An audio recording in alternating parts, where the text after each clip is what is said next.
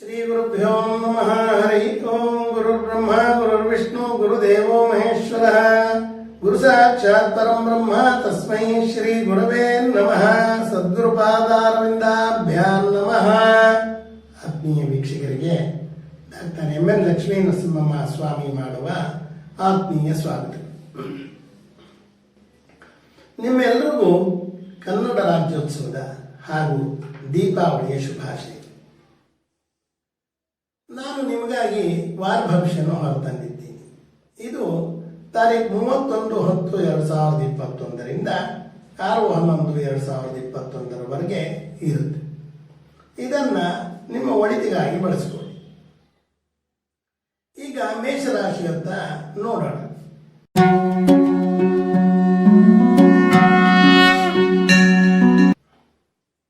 ಕೃಷಿ ಭೂಮಿ ಖರೀದಿ ಬಗ್ಗೆ ಮನೆಯಲ್ಲಿ ಸಾಕಷ್ಟು ಚರ್ಚೆ ಮಾಡ್ತೀರ. ಕೆಟ್ಟ ನಿಂತಿದ್ದ ಯಂತ್ರೋಪಕರಣಗಳನ್ನ ರಿಪೇರಿ ಮಾಡಿಸಿ ಉದ್ದಿಮೆಯಲ್ಲಿ ಉತ್ಪಾದನೆ ಬರೋ ಹಾಗೆ ಉದ್ದಿಮೆದಾರರು ಮಾಡಿಕೊಳ್ತಾರೆ. ಮನೆಯವರಿಗೆ ಹೊಸ ವಸ್ತ್ರ, ಒಡವೆ ಇತ್ಯಾದಿ ಕೊಳ್ಳಕ್ಕೆ ತಯಾರಿ ಮಾಡಿಕೊಳ್ತೀರಿ. ನಿಮ್ಮನೇ ತಪ್ಪಿನಿಂದ ನಿಮ್ಮ ಶತ್ರುಬಾಧೆಗಳು ಜಾಸ್ತಿ ಆಗುತ್ತೆ. ವ್ಯವಹಾರಗಳ ಮಾತುಕತೆ ನಿಮಿತ್ತ ದೂರ ಹೋಗಿ ಬರಬೇಕಾದ ಸಂದರ್ಭ ಎದುರಾಗುತ್ತೆ. ಹಾಗೆ ವೈದ್ಯಕೀಯ ಕ್ಷೇತ್ರದಲ್ಲಿ ಸಂಶೋಧನೆ ಯಾರು ಮಾಡ್ತಿರ್ತಾರಲ್ಲ, ಅವ್ರಿಗೇನೋ ಒಂದು ರೀತಿ ಸಂಶೋಧನೆ ಹೊಸ ಅಂಶ ಸಿಕ್ಕು ಹೆಚ್ಚು ಪುರಸ್ಕಾರಗಳು ದೊರೆಯುತ್ತೆ.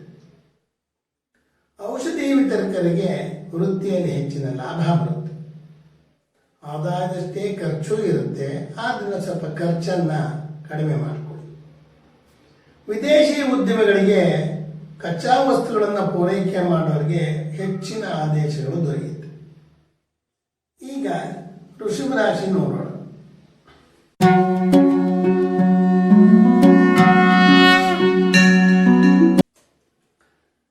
ಸಂಪತ್ತಿನಲ್ಲಿ ಸ್ವಲ್ಪ ವೃದ್ಧಿಯನ್ನ ಕಾಣ್ತೀರಿ.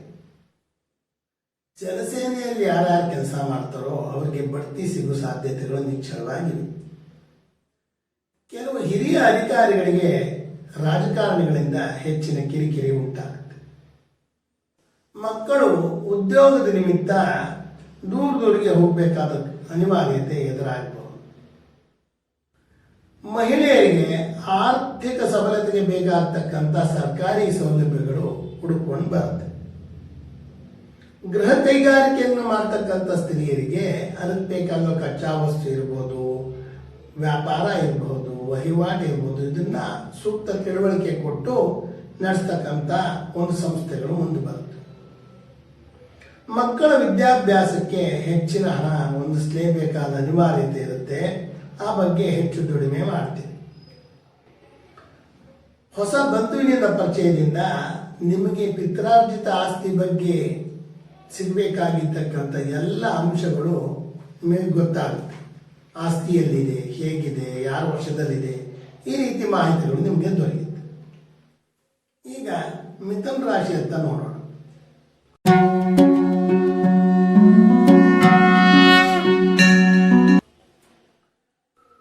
ಆರ್ಥಿಕ ಸಂಪನ್ಮೂಲಗಳು ನಿಮ್ಮ ಶ್ರಮದಿಂದ ನಿಧಾನವಾಗಿ ಏರಿಕೆ ಆಗುತ್ತೆ. ಅಂದ್ರೆ ನಿಮ್ಮ ದುಡಿಮೆ ಮಾಡಿ ಗಳಿಸಿ ಏರಿಕೆ ಮಾಡ್ಕೊತೀರ. ಹಣಕಾಸಿನ ವಿಚಾರದಲ್ಲಿ ಸ್ವಲ್ಪ ಎಚ್ಚರಿಕೆಯಿಂದಿದೆ. ಮೋಸ ಮಾಡೋರು ನಿಮ್ಮ ಬೆನ್ನ ಹಿಂದಿದ್ದಾರೆ. ಸಮಸ್ಯೆಗಳನ್ನು ಮೆಟ್ಟಿ ನಿಲ್ಲುವ ಸಾಮರ್ಥ್ಯ ನಿಮಗಿದ್ದೇ ಅಂದ್ಕೊಂಡು ನಿಮ್ಮ ಮೇಲಧಿಕಾರಿಗಳ ಜೊತೆ ಜಗಳ ಮಾಡೋದು ಬಹಳ ತಪ್ಪು. ಅಂತ ತಪ್ಪುಗಳನ್ನ ಮಾಡಬೇಡಿ. ಕೃಷಿ ಕ್ಷೇತ್ರದಲ್ಲಿ ಹೆಚ್ಚು ಹೂಡಿಕೆ ಮಾಡೋ ಅವಕಾಶ ನಿಮಗೆ ದೊರೆಯುತ್ತೆ. ವಿದ್ಯಾರ್ಥಿಗಳಿಗೆ ಅವರ ಪರೀಕ್ಷಾ ತಯಾರಿ ಬಗ್ಗೆ ಅವರಿಗೆ ಹೆಚ್ಚು ಭರವಸೆ ಮೂಡಲು ಶುರುವಾಗುತ್ತೆ. ನಿಮ್ಮ ಆರೋಗ್ಯದ ಬಗ್ಗೆ ಹೆಚ್ಚಿಗೆ ಕಾಳಜಿ ಇಟ್ಟುಕೊಳ್ಳಿ.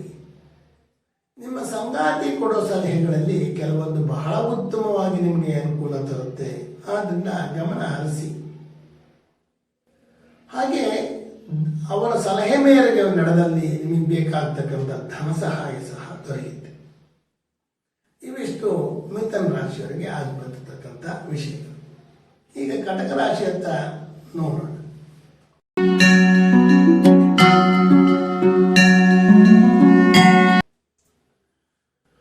ಆರ್ಥಿಕ ಸ್ಥಿತಿ ಈ ವಾರ ಸ್ವಲ್ಪ ಉತ್ತಮ ಅನ್ನಿಸ್ಕೊಳ್ಳೋ ಸ್ಥಿತಿ ವಸೂಲಾಗಿ ಮನಸ್ಸಿಗೆ ಸ್ವಲ್ಪ ಸಂತೋಷ ಆಗುತ್ತೆ. ಬಂಧುಗಳಿಂದ ಕೆಲವು ನಿಂದನೆಗಳನ್ನು ನೀವು ಎದುರಿಸಬೇಕಾಗುತ್ತೆ. ಕಾರಣ ನೀವು ಅವ್ರ ಹಣೆ ಬಾಕಿ ಹಣ ಕೇಳಿರ್ತೀರ, ಅವರು ನಿಮ್ಮನ್ನು ಆಪಾದನೆಗೆ ಗುರಿ ಮಾಡ್ತಾರೆ. ಇವನ್ನೆಲ್ಲ ಅನಿವಾರ್ಯ ಕಾರಣದಿಂದ ನೀವು ತಡ್ಕೋಬೇಕು, ಇಲ್ಲದ್ರೆ ನಿಮ್ಮ ಹಣ ವಸೂಲಾಗಲ್ಲ. ನಿಮ್ಮ ಯೋಜನೆಗಳಿಗೆ ಪಾಲುದಾರರಿಂದ ಸೂಕ್ತ ಸಹಕಾರ ದೊರೆಯುತ್ತೆ.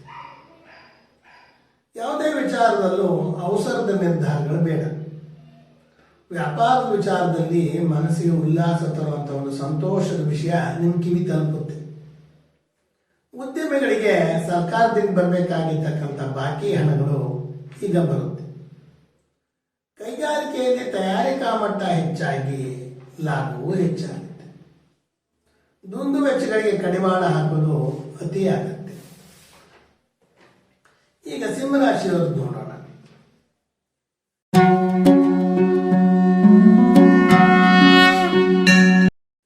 ಕೆಲವರಿಗೆ ಅವರ ಹವ್ಯಾಸವೇ ವೃತ್ತಿಯಾಗಿ ಪರಿವರ್ತನೆ ಆಗುವಂತ ಅವಕಾಶ ಒದಗಿ ಬರ್ತದೆ. ಉದಾಹರಣೆಗೆ ಕೆಲವರು ಹಾಡುತ್ತಿರ್ತಾರೆ, ಕೆಲವರು ಡ್ಯಾನ್ಸ್ ಮಾಡ್ತಿರ್ತಾರೆ. ಇದರಿಂದ ಅದು ವೃತ್ತಿ ತರ ಆಗಿ ಅದರಿಂದ ಸಂಪಾದನೆ ಕೂಡ ಆಗಬಹುದು. ಅನಾವಶ್ಯಕ ವ್ಯವಹಾರಗಳಲ್ಲಿ ಭಾಗವಹಿಸೋದ್ರಿಂದ ನಿಮಗೆ ಹಣ ನಷ್ಟದ ಜೊತೆಗೆ ಅಪಕೀರ್ತಿನೂ ಬರುತ್ತೆ. ಆದ್ದರಿಂದ ಯಾವುದೇ ವ್ಯವಹಾರ ಕೈಯಾಗಕ್ಕೆ ಮುಂಚೆ ಅದರ ಆಗು ಹೋಗುಗಳನ್ನು ತಿಳಿದು ಮಾಡಿ. ದೂರದ ಪ್ರಯಾಣ ಮಾಡುವಾಗ ನಿಮ್ಮ ಜೊತೆ ಇರುವ ಅಮೂಲ್ಯ ವಸ್ತುಗಳನ್ನು ಸರಿಯಾಗಿ ಕಾಪಾಡಿಕೊಳ್ಳಿ. ಕಳವಾಗುವ ಸಂದರ್ಭ ಕಾಣ್ತಾ ಇದೆ. ಹಣ್ಣುಗಳ ಸಗಟು ವ್ಯಾಪಾರಿದಾರರಿಗೆ ಹೆಚ್ಚು ಲಾಭ ಇರುತ್ತೆ. ಹಾಗೂ ವ್ಯವಹಾರಕ್ಕಾಗಿ ಗಣಕಯಂತ್ರಗಳನ್ನು ಖರೀದಿ ಮಾಡುವ ಸಾಧ್ಯತೆ ಇದೆ. ಮುಂದಿನ ಜೀವನದ ಆರ್ಥಿಕ ನಿರ್ವಹಣೆಗಾಗಿ ಹೊಸ ಆರ್ಥಿಕ ಸ್ವರೂಪವನ್ನು ನೀವು ತಯಾರು ಮಾಡ್ತೀರ. ಹಾಗೆ ಉದರ ಸಂಬಂಧಿ ಕಾಯಿಲೆಗಳಿರೋರು ಅದರ ಬಗ್ಗೆ ಸ್ವಲ್ಪ ಎಚ್ಚರ ವಹಿಸಿ. ಈಗ ಕನ್ಯಾ ರಾಶಿ ಅಂತ ನೋಡೋಣ.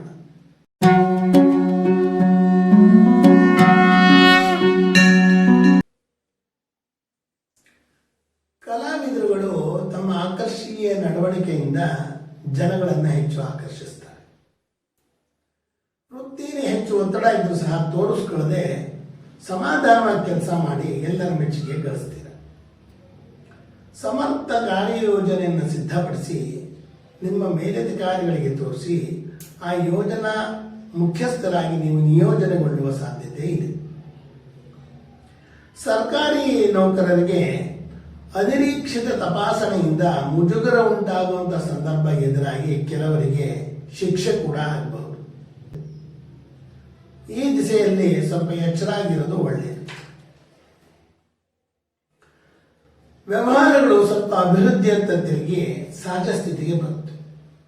ಆ ವ್ಯವಹಾರದ ಸೂಕ್ತ ಮೇಲ್ವಿಚಾರಣೆ ಸರಿಯಾಗಿ ಮಾಡಿ. ಮಿತ್ರರೊಂದಿಗೆ ಆರ್ಥಿಕ ಒಪ್ಪಂದಗಳು ಮೂಡಿದ್ರೂ ಸಹ ಏನೋ ಒಂದು ರೀತಿಯ ಮನಸ್ತಾಪಗಳು ಬರಬಹುದು. ಹಣದ ವಿಚಾರವಾಗಿ ಬರುತ್ತೆ, ಅದನ್ನು ಮಾತುಕತೆಯಲ್ಲಿ ಬಗೆಹರಿಸಿಕೊಳ್ಳಿ. ಹಣದ ಒಳಹರಿವು ನಿಮ್ಮ ಅಗತ್ಯ ಪೂರೈಸುವಷ್ಟು ಇರುತ್ತೆ. ಶೀತಬಾಧೆ ಬಗ್ಗೆ ಸ್ವಲ್ಪ ಎಚ್ಚರ ವಹಿಸಿ. ತುಲಾ ರಾಶಿ.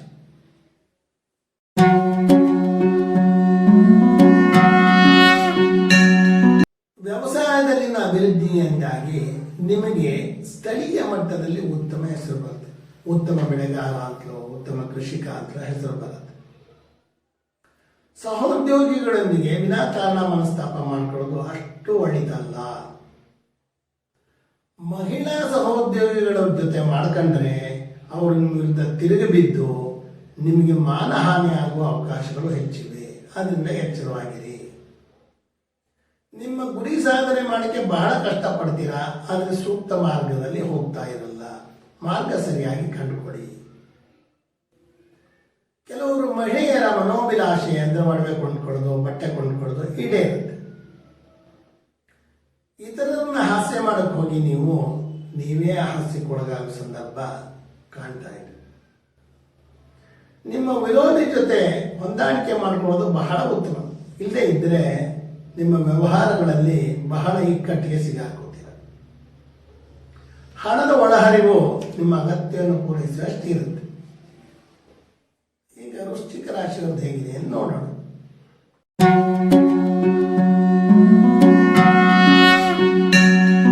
ಈಗ ವೃಶ್ಚಿಕ ರಾಶಿಯವ್ರ ಗಮನ ಹರಿಸೋಣ. ಈ ವೃಶ್ಚಿಕ ರಾಶಿಯವರು ಉದ್ಯಮ ನಡೆಸ್ತಾ ಇರ್ತಾರಲ್ಲ, ಅವರಿಗೆ ಸಾಕಷ್ಟು ಪ್ರತಿಸ್ಪರ್ಧಿಗಳು ಬರ್ತಾರೆ. ಹಾಗೆ ಬಂದರೂ ಸಹ ಅವ್ರಿಗಿರುವ ಬೇಡಿಕೆ ಏನು ಕಮ್ಮಿ ಆಗಲ್ಲ. ಸರ್ಕಾರದಲ್ಲಿ ಉನ್ನತ ಹುದ್ದೆಯಲ್ಲಿರೋ ವ್ಯಕ್ತಿಯಿಂದ ನಿಮಗೆ ಸಾಕಷ್ಟು ಸಹಾಯ, ಧೈರ್ಯ, ಅನುಕೂಲ ಎಲ್ಲ ಒದಗಿ ಬರುತ್ತೆ. ನಿಮ್ಮ ಕಾರ್ಯಯೋಜನೆ ಯಶಸ್ಸಿನಿಂದ ಅನೇಕ ಸಲಹೆಗಳು ಬಂದರೂ ಅವುಗಳನ್ನ ಪರಿಶೀಲನೆ ಮಾಡಿ ಅಳವಡಿಸ್ಕೊಳ್ಳಿ. ಇದರಲ್ಲಿ ಒಂದೆರಡು ಸಲಹೆಗಳು ನಿಮ್ಮನ್ನ ಕೆಳಗಿಳಿಸುವಂತ ಸಲಹೆ ಇರುತ್ತೆ. ಅದರಿಂದ ಅದನ್ನು ತುಲನೆ ಮಾಡಿ ನಂತರ ಅಳವಡಿಸ್ಕೊಳ್ಳಿ. ಜಮೀನು ಆಸ್ತಿಗೆ ಸಂಬಂಧಪಟ್ಟ ನೋಂದಣೀಕರಣಗಳು ನಿಮ್ಮ ಆಸೆ ತಕ್ಕಂತೆ ಆಗುತ್ತೆ.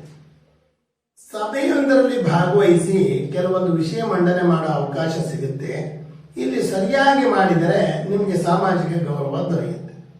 ಧನದ ಒಳಹರಿವು ನಿಮ್ಮ ನಿರೀಕ್ಷೆಯಷ್ಟು ಇದ್ದೇ ಇರುತ್ತೆ. ಹಾಗೆ ಅನಗತ್ಯ ವೆಚ್ಚಗಳನ್ನು ಕಡಿಮೆ ಮಾಡೋದ್ರಿಂದ ನಿಮ್ಮ ಆರ್ಥಿಕ ಸಂಗ್ರಹ ಹೆಚ್ಚಾಗುತ್ತೆ. ಹೊಸ ವ್ಯವಹಾರಕ್ಕೆ ಆಹ್ವಾನ ಬರಬಹುದು. ಇವಿಷ್ಟು ವೃಶ್ಚಿಕ ರಾಶಿಯಲ್ಲಿ. ಈಗ ಧನುರಾಶಿಯತ್ತ ಗಮನ ಹರಿಸೋಣ.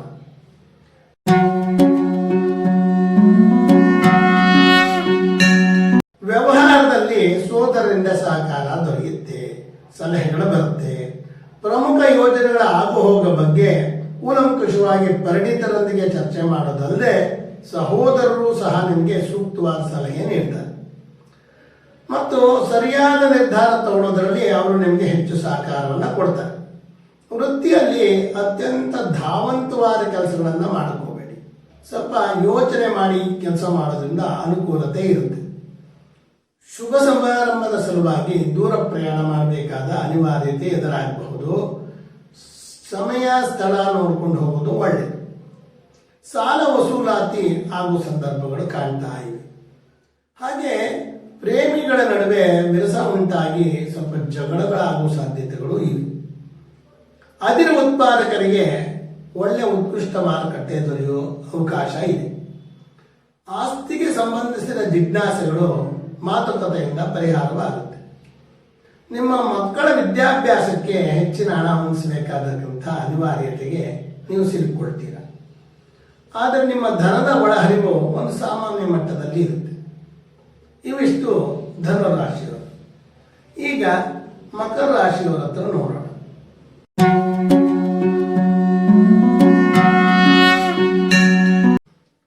ಒಂದೇ ಸತಿ 16 ಯೋಜನೆಗಳನ್ನ ಆರಂಭ ಮಾಡಬೇಡಿ. ಯೋಜನೆಗಳನ್ನ ಕ್ರಮಬದ್ಧವಾಗಿ ವಿಂಗಡಿಸಿ ಯಾವುದು ಮೊದಲು ಯಾವುದು ನಂತರ ಅಂತ ತೀರ್ಮಾನ ಮಾಡಿ ಆರಂಭಿಸಿ. ಇಲ್ಲೇ ಇದ್ರೆ ಯಾವುದೇ ಯೋಜನೆಗಳು ಪೂರ್ಣ ಆಗುವುದಿಲ್ಲ.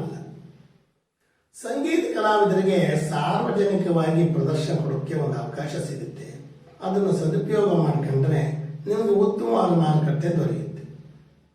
ನಿಮ್ಮಿಂದ ಸಾಲ ಇಸ್ಕೊಂಡವರು ಈಗ ವಾಪಸ್ ತಂದುಕೊಡೋಕ್ಕೆ ಆರಂಭ ಮಾಡ್ತಾರೆ.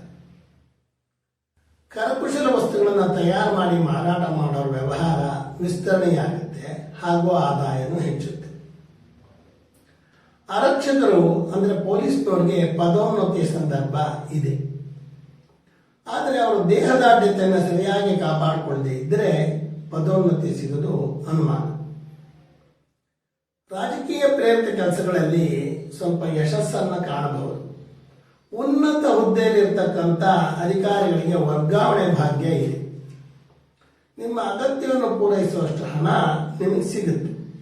ಇವಿಷ್ಟು ಮಕರ ರಾಶಿಯವರು. ಈಗ ಕುಂಭರಾಶಿಯವರತ್ತ ಗಮನ ಹರಿಸೋಣ.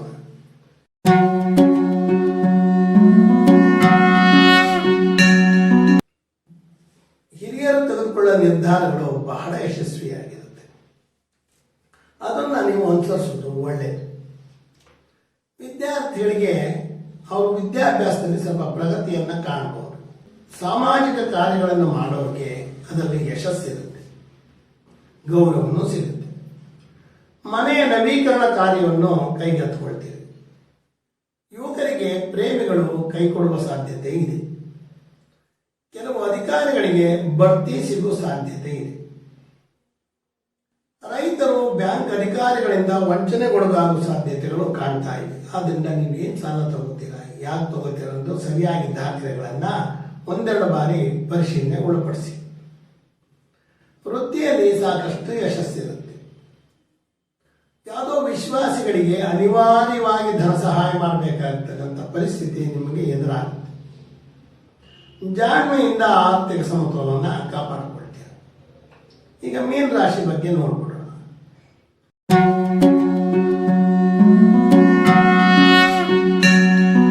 ಮಹಿಳೆಯರ ಯಾತ್ರಾ ಇಷ್ಟಾರ್ಥಗಳು ಅಂದ್ರೆ ಎಲ್ಲೋ ಟೂರ್ ಹೋಗ್ಬೇಕು ಅಂತಿರ್ತಾರಲ್ಲ, ಅದು ಈಡೇರುತ್ತೆ.